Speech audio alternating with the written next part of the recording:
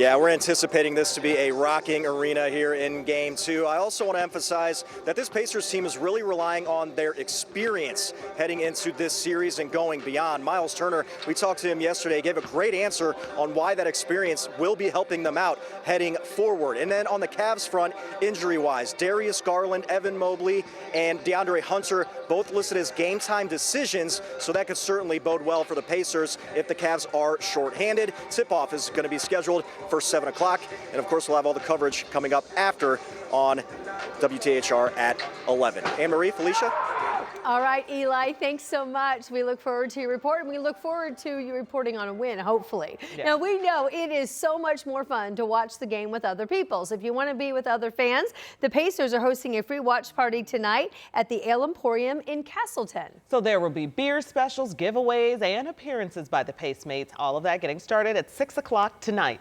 They certainly have a wonderful night to do it, too, if they're headed out, because this weather is absolutely amazing. It is 70 and sunny. And get the Hermanaki wings. Yes. If you're going to the We've talked about the wings there before. so good. I could talk about the Hermanaki wings like I could talk about sunshine and 70s. They're both good topics. They are. We'll take both. But we'll talk sunshine and 70s. Yes, it is a little warmer as expected today. Temperatures right now in the low 70s. We have 70 Greensburg, 70 Carmel, 72 at the Country Club of Indianapolis. Would have been a great day to play some golf. Finally, we have the sunshine, and finally, we're warming up. We are 13 degrees warmer from this time yesterday. We're up 13 in Greencastle, 12 warmer in Bloomington, and it's 12 warmer in Muncie. We have baseball at Victory Field tonight. That is a 6:35 first pitch. Great baseball weather. Upper 60s to around 70 for the first pitch. However, you might want to take a sweatshirt if you're going to stay through the end of the game. Temperatures will fall through the 40s and 50s overnight, back into the 70s tomorrow, and should be a few degrees warmer tomorrow afternoon.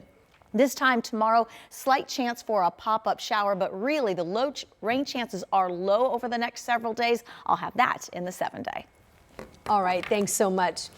Tonight, big money choice is still up for debate at the Indianapolis City County Council. They have to decide what to do with $27 million that's coming from state funds. Our Ashton Hackman explains where this money came from and how this year's legislative session may influence where to spend it.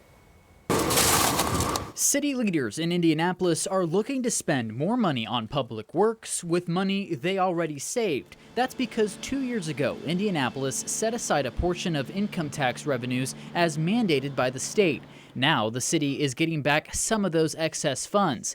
That means an extra $27 million, and councilors are already jumping to decide where to spend it. It shows the responsibility we have as the fiscal body here in the city, right? And that we are actually reactive to the needs of our constituents. Councilor Andy Nielsen introduced one of the proposals suggesting where that money should be spent. If approved, $13 million would go towards road and infrastructure, $2 million would be used to repair, update, and buy new DPW equipment, $2 million would help with contracting the city's new snow removal plan, and $2 million would be used for crime prevention efforts. Some of what's left would go to the city's parks and rainy day funds.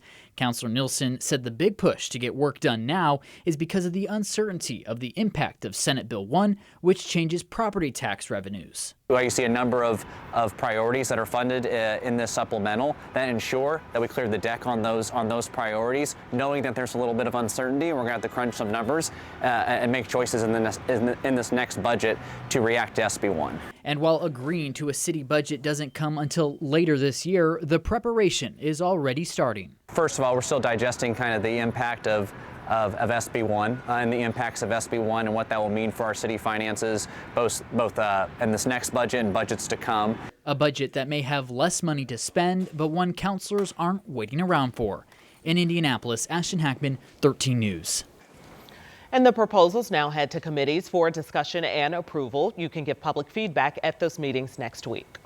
An update tonight on a deadly shooting that went down in Lawrence on the northeast side, which investigators now believe started as an argument between neighbors over loud music. Police now telling 13 News the person that officers detained will not be charged in the case. The shooting happened back in March near East 46th Street and North Post Road, killing 57-year-old Ralph McCraig. Lawrence police now telling us the Marion County Prosecutor's Office has declined to file charges in regards to this case. Well, tonight we're learning a 17-year-old is facing a charge of murder as an adult in an 18-year-old's death. The shooting happened at a gas station near East 34th Street and North Emerson Avenue back in April. Malachi May died 2 days after officers found him in critical condition in a truck. In court documents, police said May's family members told them they had been in contact with the person who said he'd given May a gun to sell. Officers say they shared images of 2 suspects, and police say that one of the people matched an image from the gas station surveillance video. That and fingerprints from the driver's side window of May's car led them to Sir Braylon Howell.